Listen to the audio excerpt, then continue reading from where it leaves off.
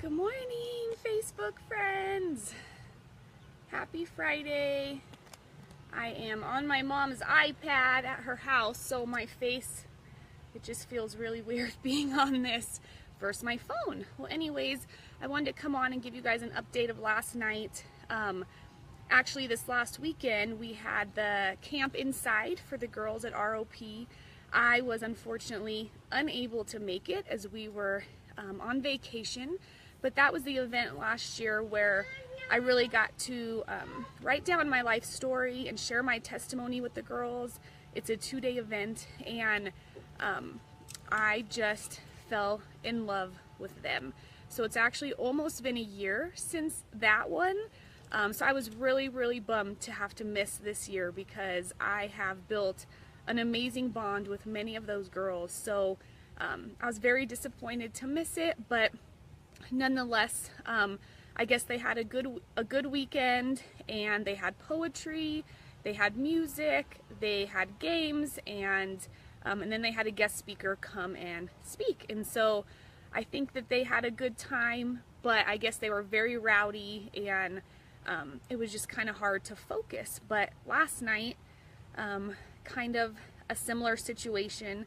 We were in the commons area between two pods, and one of the pods was just crazy. They were just questionably, the staff was just questionably a little too provoking of that, but you know, that's their job and that's their place to make that decision. But we did have a decent turnout to Bible study. The girls were still kind of rowdy and I don't know, just not super focused. Some of them were, some of them weren't, but one of the girls that I've been writing recently, she came in and was very upset. She was just meeting with her therapist, but she came in and took a shower, then came out because it's shower time, so they're kind of coming in and out, and she was just very upset and crying, and all the girls just surrounded around her and were loving on her and asking her what was wrong. And after Bible study, I was able to do a one-on-one with her for a few minutes, and it's amazing because she just started pouring out her heart to me and telling me just kind of why she's so upset.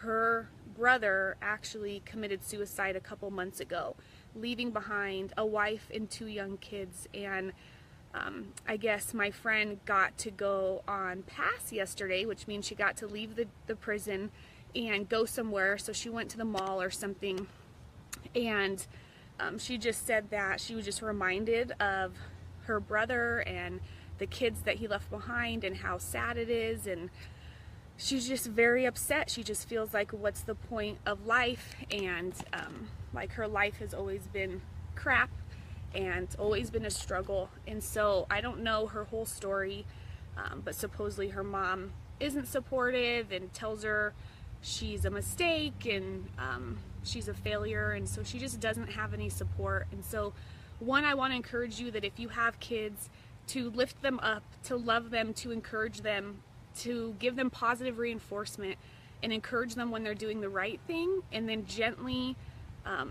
teach them and discipline them when they're doing the wrong thing. And then if you are I don't know. Anyways, yes, if you're a parent, just lift up your kids. And if you have the love of a parent and you are a child, then value that relationship and value the discipline that your parents give you, because sometimes they do know best.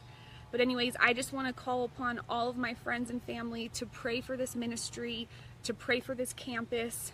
There was a suicide a month ago as well. So there's just a spirit of suicide right now, and we really need to pray against it.